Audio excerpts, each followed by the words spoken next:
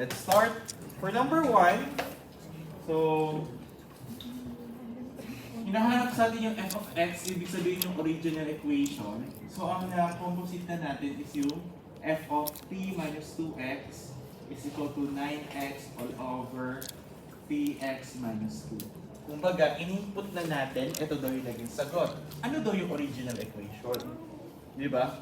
So, we can manipulate this, no? Kunin mo lang to, oh. So, hanapin mo muna yung value ng x dito. What is x? Ganun. So, we can let t is equal to 3x minus 2. Any variable can do. No, sa ChatGPT, U ang ituturo sa iyo, sa iba, B, and so on. Then, isolate x, we can get t plus 2 is equal to 3x, therefore, x is equal to t plus 2 all over 3. Okay? Therefore, if we do f of t plus 3, 2 over 3, equal lang din yan sa f of x. Tama ba? Nasundan niyo yan? Okay? So, therefore, ito isa-substitute natin dito para makuha natin yung pinaka-f of x. So, magiging f of t plus 2 all over 3 is now equal to 9 t plus 2 over 3 all over 3 times t plus 2 all over 3 minus 2. Cancel si 3. Bawasan mo dito, malulowest term to. So, magiging 3 times t plus 2 all over, cancel si 2 all over 3. So, this will be our answer. F of x 3x tama is ata. equal to 3 times x plus 2 all over x. Ay, hindi. Or we can have, 3x ako eh. ano to? 3 3x plus plus 6. Ay, oo, 6 tama. over x. If you want to verify, anong gawin natin? I-try nyo. F of 3x minus 2 is equal to, nasaan yung equation natin? Ito, di ba? So, magiging 3 plus 6 all over yung x, palitan mo na 3x minus 2. So, magiging LCD niya ay 3x minus 2. So, 3x minus 2 times 3 ano dapat? Plus 6. Okay? Then, ano mo susunod? Distribute 9x minus 6 plus 6 all over 3x minus 2. Cancel, still 9x over 3x minus 2. Diba? Sir, pwede po ano?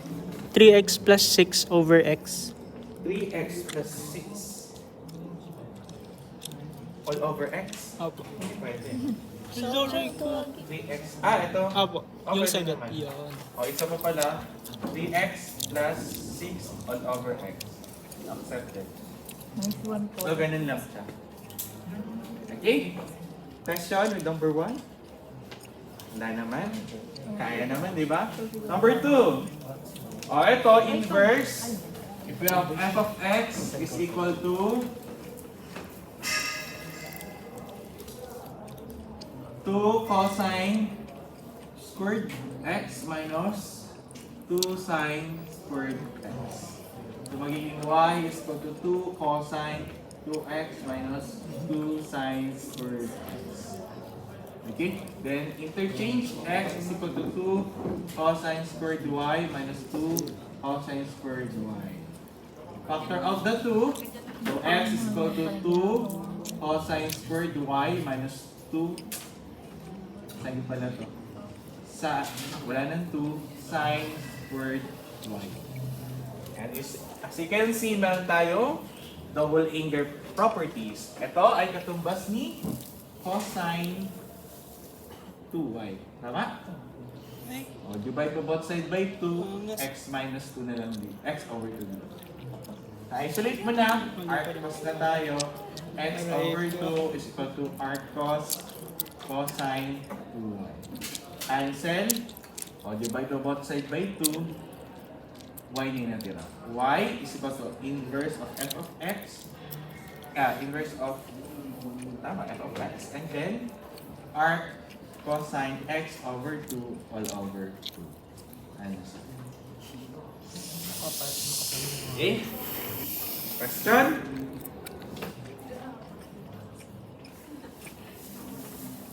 Next, number 3.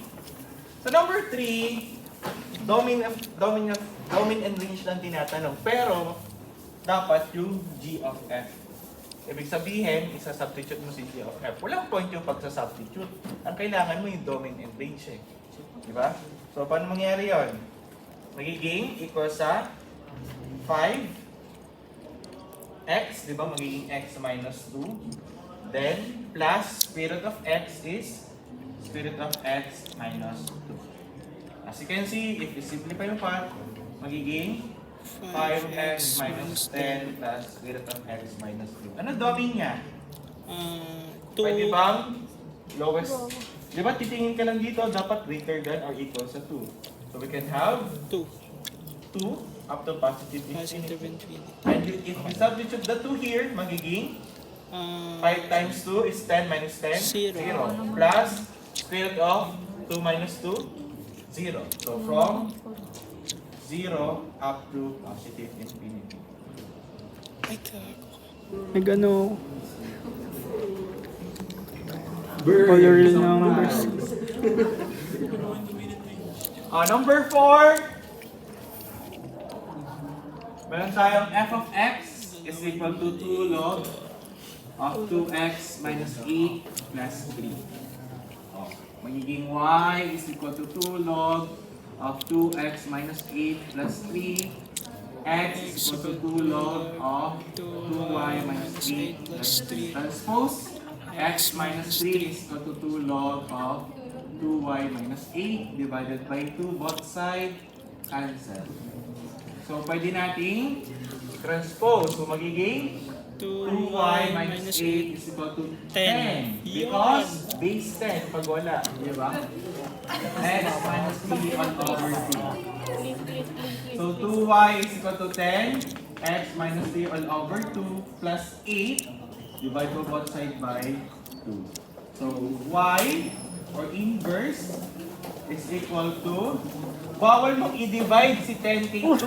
Di ba? 8 sir, pwede. Sa 8 lang. Bawal si 8 pwede. Kasi ito, Hindi ako makaka-performs. di ba? Iba sila ng exponent. Parang ganito po yan, no? 10 raised to, ang hirap pa lang isipan. Basta bawal na yan. No? So, pwede mong gawin 10 over 2, oh, sorry. 1 half times 10 raised to x minus 3 all over 2 plus 4. Yan ang pinaka-simplify. Okay, pero ito, accepted na to. Kung ito sagot nyo, pinagbibigyan ko na. Ganda sagot na. Sir, paano po pag yung 10 raised to x minus 3 over 2 over 2 plus 8, ay plus 4? Sir, paano pag ano? Pwede din. Nakaganto to, 2 plus 4 na. Opo. Okay lang din. Ganda sagot. Para lang yun. Okay? Next. Basta yung buong 1 half dito nakabuo. No? Hindi lang kay 10.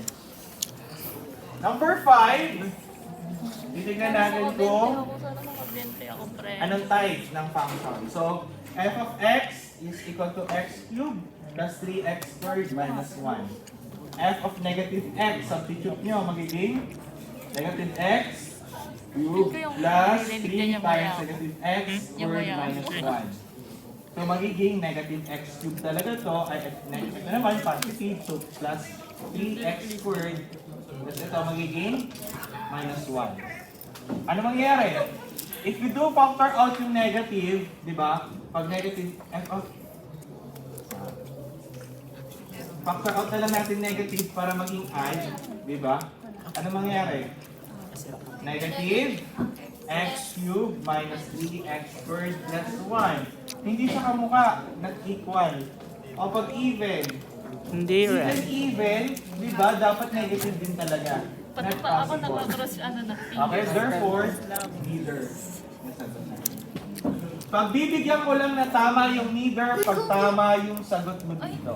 O, tama ka. Meron kasi ang sinasagot, listen, naka-positive to. Di ba? So sinagot niya na agad, neither. Nice one. Okay, ang ginawa niya, negative to, tapos negative din to. Oh, neither talaga yan, kasi hindi ka mukha nung nasa taas. Dapat, para makuha mo yung correct, para magkaroon ka ng points, dapat correct yung solution. Ilang ka na? 30 pa lang. Okay? F of x is x squared plus 1. Ang domain niya daw binigay, di ba? From 0, 1, 2, 3. Alam natin, 1-to-1 function yan, di ba? Kung ano yung domain ng inverse niya, ano gagawin? Makukuha mo saan? Sa y na ito. Di ba? Nakikita niyo yung baliktaran lang. Halimbawa, ito yung graph mo. Para sa siya. Gawin natin pag ganyan. Actually, gawin na natin yung tama. Nasa 1 naman siya. Ano ang kabaliktaran na ito pag in-inverse mo? Di ba pag ganun po? So, ano magiging domain niya? Yung magiging value ng y niya. Okay? Therefore, the domain for inverse of x is equal saan? Magiging 1, 2, ano ba? 5, 10. Ano nangyari yon? Kunin mo yung y niya ito. So, ang x mo ay 0, 1, 2, 3. Ano ang y? Magiging 0 squared plus 1, 1 squared plus 1, 2 squared plus 1, 3 squared plus 1. So, magiging 1, 2, 5, 10. Okay? Ito yung sagot. Number 7. Ito, properties to. Dapat naturo sa intervention. F of x is e raised to x. And g of x is ln x. So, f of g will become e raised to ln x. And therefore, f of g is just equal to x. Dapat nakuha mo to bago mo to mabigay. Anong dominant range? Negative infinity to positive infinity. Negative infinity to positive infinity. Tama to, pero hindi mo napakita si x. Mali. Dapat na-simplify mo to. Okay? Number 8. Ano number 8? Verify. Ang dali na ng inverse natin dito ha. F of x is equal to 2x minus 3. Kunin mo po muna yung inverse niya. Y is equal to 2x minus 3. X is equal to 2y minus 3. So x plus 3 all over 2 is equal to y. Therefore, yung inverse function natin is x plus 3 over 2. Pero hindi yan ang hinahanap. Pinapa-verify yung identity. Diba? First step pa lang to. Pang senior high lang yan. At yung kailangan natin. Dapat daw si f of inverse of f of x ay equal sa f of inverse of f of x. Di ba? So, dapat naka-equate siya. So, magiging f2 times x plus 3 all over 2 minus 3 ay equal dapat sa saan? Sa 2x minus 3 plus 3 all over 2. Ito dapat yung equation na makita natin. Diba? Ito yung, ang pinaka-equation ay si 2x minus 3, pinasok mo yung value ni inverse. At dito naman, si inverse yung pinaka-equation, x plus 3 all over 2, pinasok mo yung f of x sa kanya. Ano mangyari? Cancel. X plus 3 minus 3, cancel x. Dito. X. Magiging X. still x. Cancel si 3. Tapos, cancel si 2. Equal lang din kay x. Therefore, x is equal to x. Identity. Okay? Agree, number 9 na. Ito yung pinakamahirap. Number 9, mag-graph tayo. May nag-graph ba? Siyempre. Ayaw nyo niya. F of x, pinahirapan na kayo nung una. So, unang y natin dyan ay equal sa 3/4 of x squared plus 15x, 15 over 2x plus 75 over 4. Diba? Ano mangyayari dyan? So, para mahanap yung mga original equation yan, factor out mo si 3/4. So, magiging x squared. O, paano ba mag-factor out dito? So, magiging 15 over 2 times, divide mo ng 3, 4. Ano mangyari?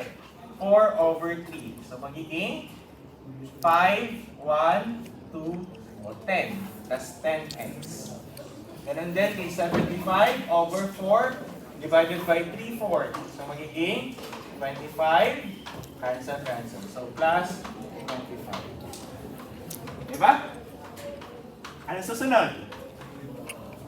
O, pwede pa natin siya i-factor out na y is equal to 3 over 4 x plus 5 squared. O, from here, makukuha natin na anong value nito?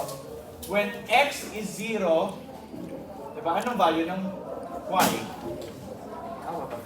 And when x is equal to y pala.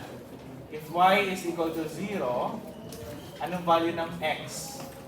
Equal lang sa negative 5. Paano nangyari yun? I-cross multiply mo to, maka-cancel to. Then, dalawang value to, x plus 5, x plus 5 is equal to 0. Magiging x minus 5. One coordinate ka ngayon dito. Diba? Next.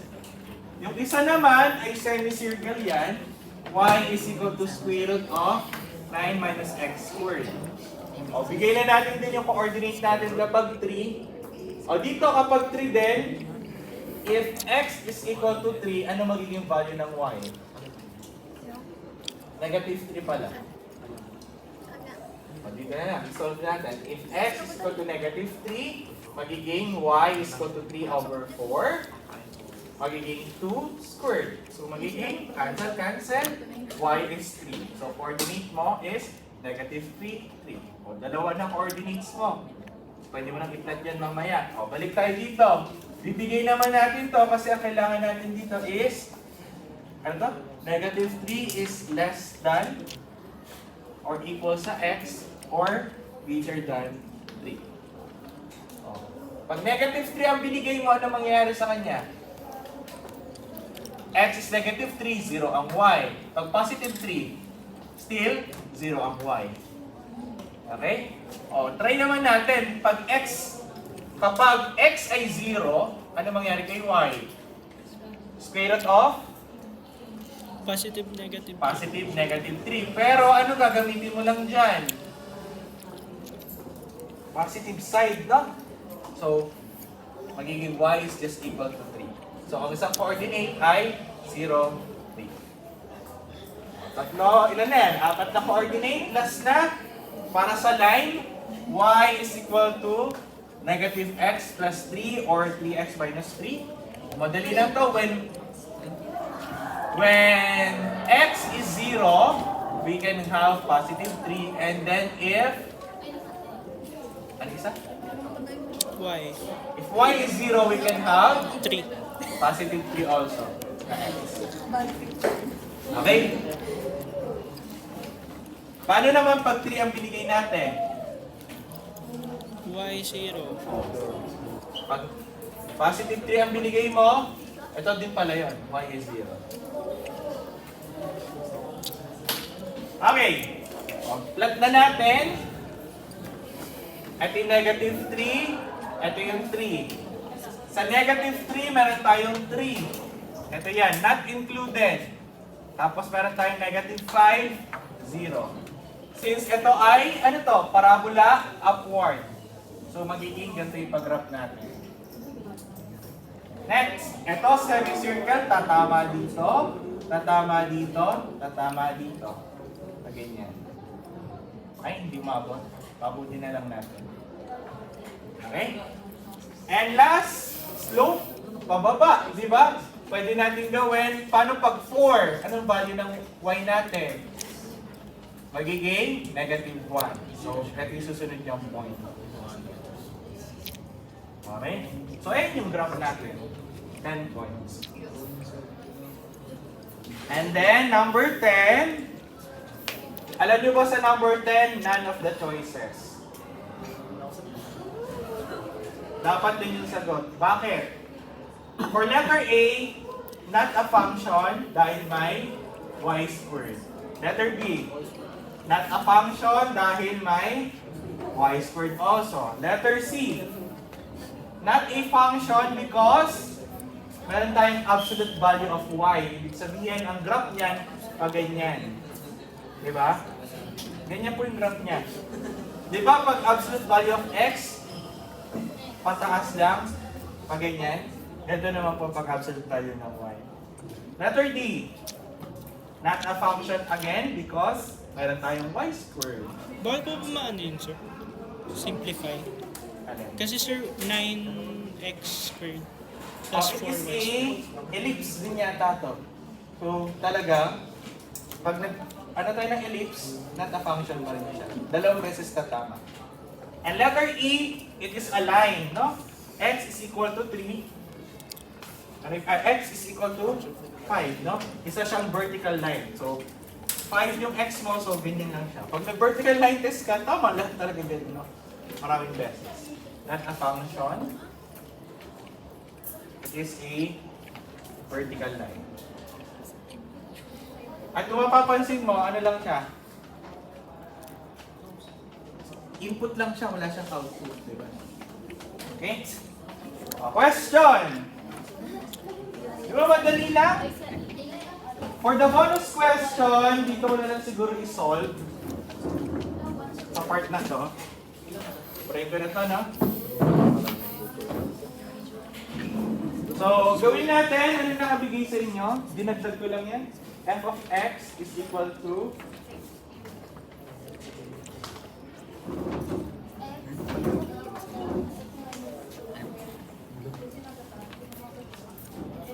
x cubed plus x squared minus 16x plus 20 all over x squared minus 4x plus 4. Hinahanap sa atin yung f of x plus a minus f of x all over a. Ano mangyayari dyan? O syempre, magpapakapagod ka ba na i-substitute ng x plus a dyan? Opo. No, simplify mo muna yan. Ano sa baba? Factor out yung x minus 2 times x minus 2. Sa taas, para malalaman, kumuha ka ng mga value dyan na meron, no? O pag mga quiz naman, automatically, may mga cancel or somehow may ganon. And obviously, ito yung una mong factor. So, x minus 2. O, di mag-synthetic division ka na lang. 1, 1, negative 16, 20. So, magiging 1, 2, 3, ilan to? 6, negative 10, o, sakto, negative 20, 0. Ang sumunod ay x plus x squared plus 3x minus 10.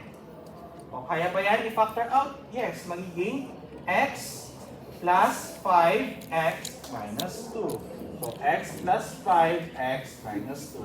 Cancel, cancel. Therefore, yung f of x pala natin is just equal to x plus 5. Diba? Saka mo gawin to. Magiging x plus a minus 5, plus 5, minus x minus 5 all over a.